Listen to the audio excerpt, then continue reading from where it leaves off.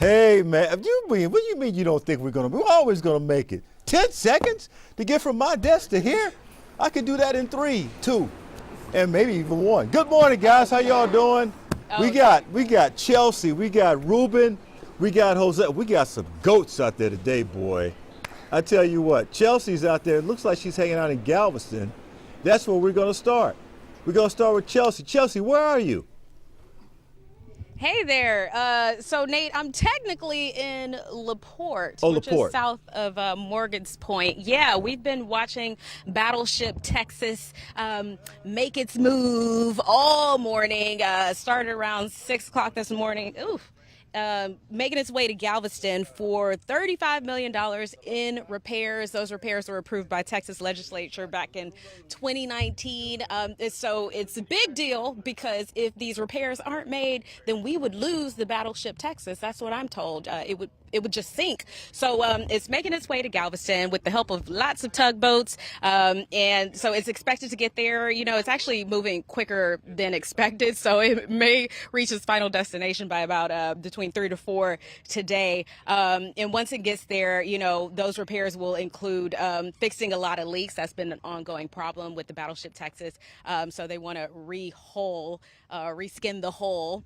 Okay, so the best part of this morning has been talking to people who came out, big fans of Battleship Texas, and came out this morning to watch it, even like us, like moving around, watching it. So let me start with Randy here, because Randy has been an avid supporter of the foundation, and he was even showing us, like, you have, like, I don't know, what do we call it? We don't call them souvenirs, right? What do you...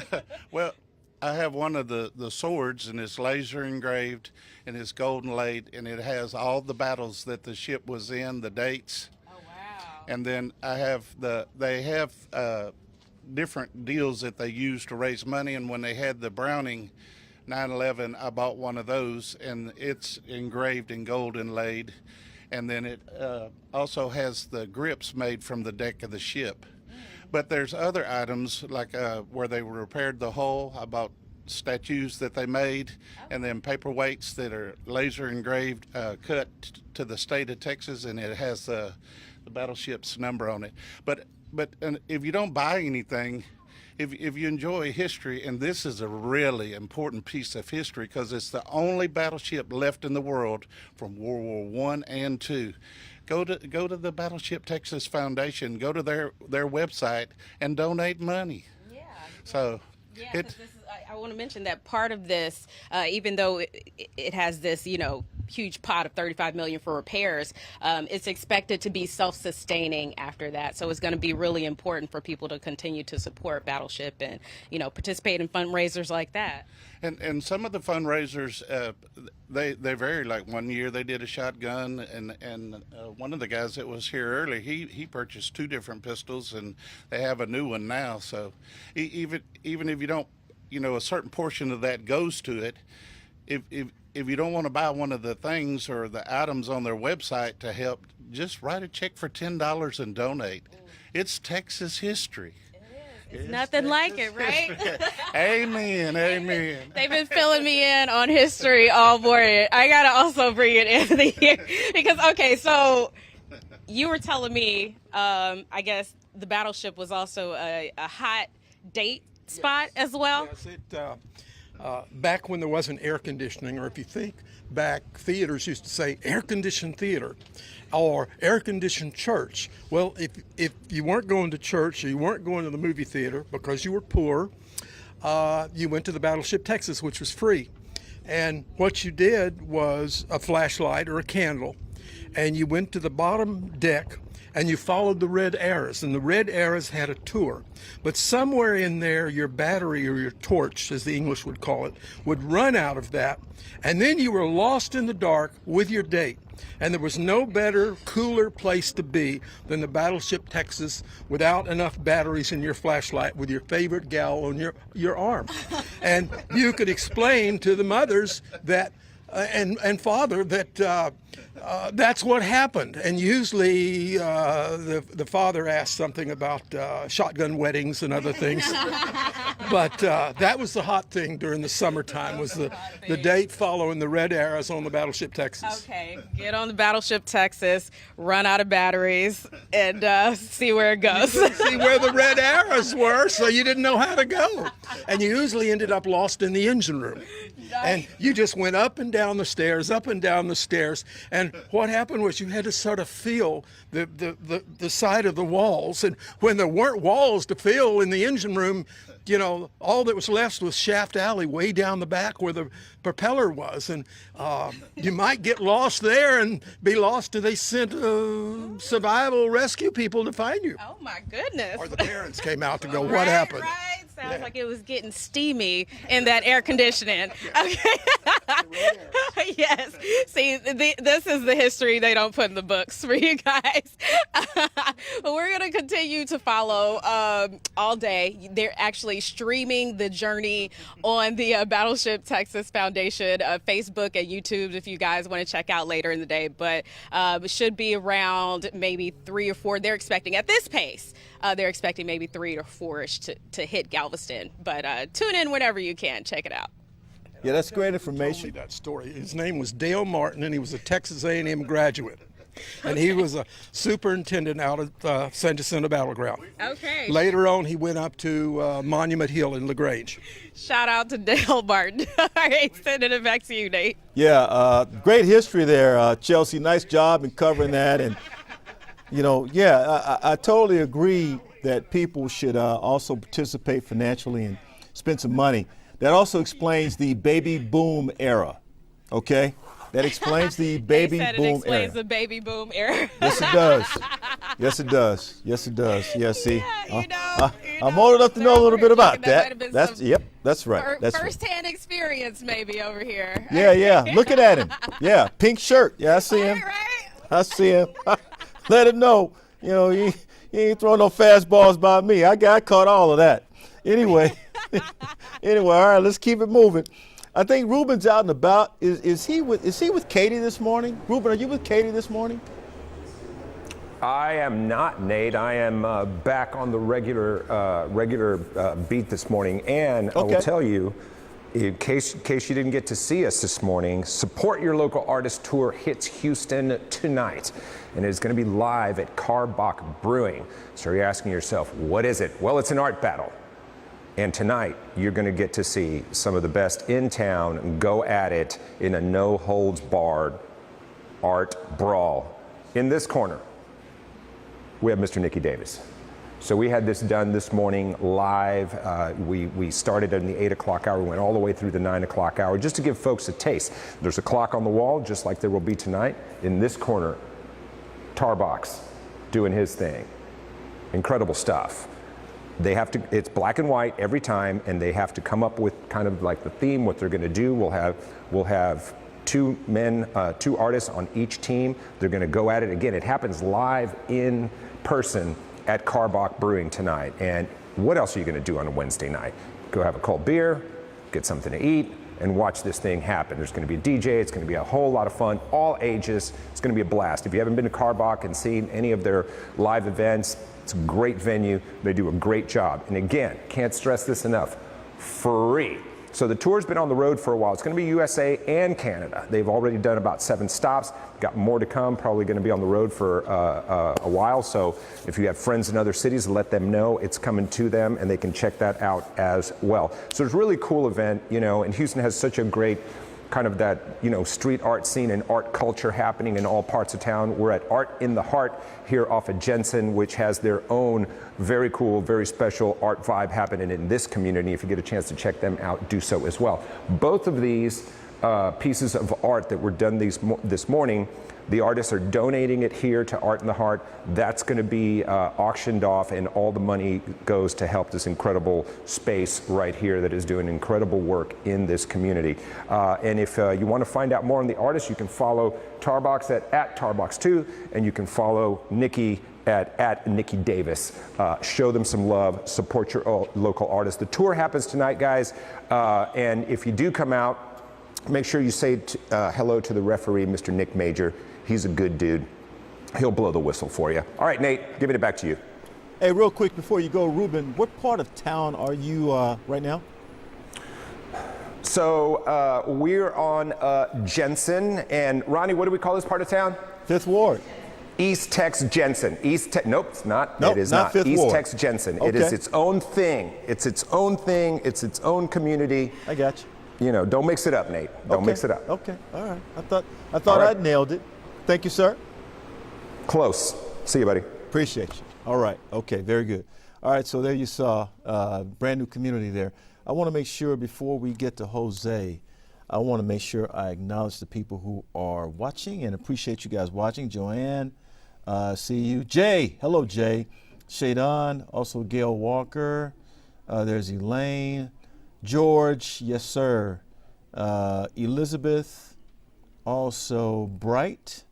Wendy. There are lots of you watching this morning.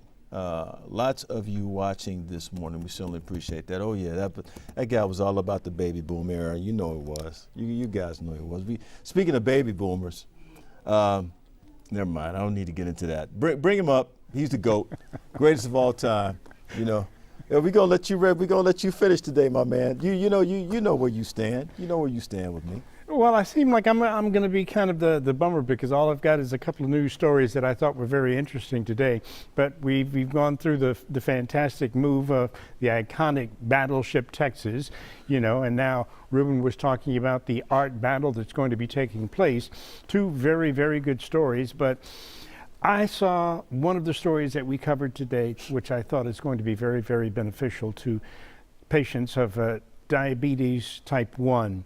And that is that there's a new pill that's being developed in Canada, not here in the U.S., that will prevent folks from having to inject themselves before they have a meal. I thought that was very, very interesting because a lot of folks, right before they have dinner time or right before they do their lunch, they will inject themselves. And it's a painful process, I know, because I hate getting those shots for COVID, even though they don't hurt that bad. I hate getting those shots as well. But just think in terms of someone who has to get that shot once, twice, sometimes 3 times a day, just to survive for the next day. This pill is going to be a miraculous cure to a certain extent for many of them. They will not have to do the injection themselves. All they'll have to do is just pop a pill.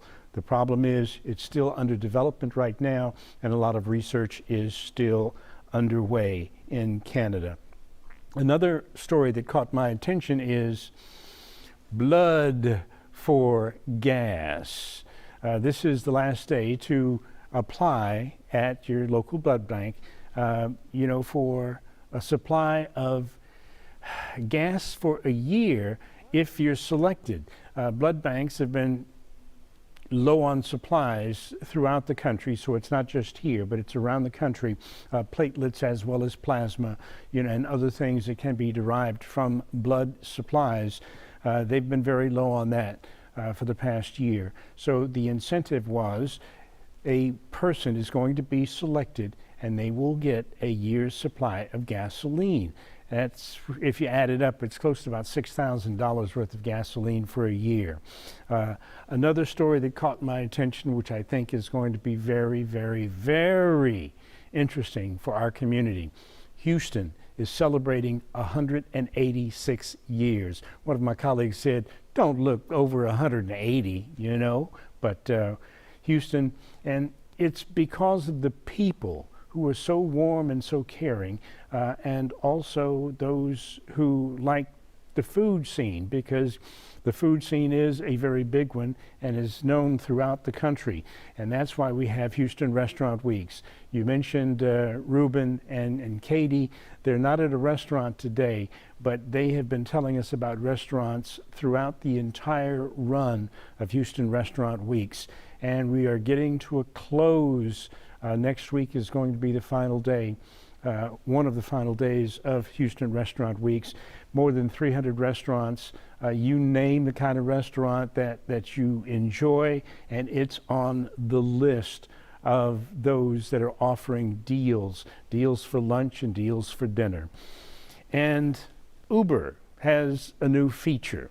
That feature is that you If you're not in an emergency situation, you will be able to contact a person from Uber by way of text or by calling in order to resolve a problem. They started, I guess, their emergency line to a certain extent in 2019, might be 2018, when you would be able to contact someone from the company if you have a problem with your ride or there's some type of a situation that you need someone else to help deal with. You know, just a great situation for Uber to be in, because now they're to a certain extent reaching out to folks and having those folks reach out back to them. And then there is NASA, of course. Artemis 1 was supposed to be taking off Friday after being canceled on, or the liftoff being scrubbed on Monday, but that's not going to happen on Friday. Try Saturday, sometime in the afternoon, and if it doesn't work on Saturday, you don't get that liftoff, then it'll probably be on Monday, Labor Day, sometime in the afternoon. But these are some of the things that caught my attention today, other than the shootings and various things that I did not want to talk about. But, you know, we do have a great community here, celebrating 186 years in existence, and that is H-Town. Back to you. Thank you, GOAT. Appreciate it. You've updated us on everything that we need to know about, and we certainly appreciate that. I think that Uber, certainly that's big information. Thank you, man. He is the one and only, Jose Grignon. He is the GOAT. All right, it's about time for us to go. Before we go, I got to do one thing. You guys, hey, Kevin, shift the camera a little bit. This guy on my right. Did you bring up your oatmeal? I did bring my oatmeal.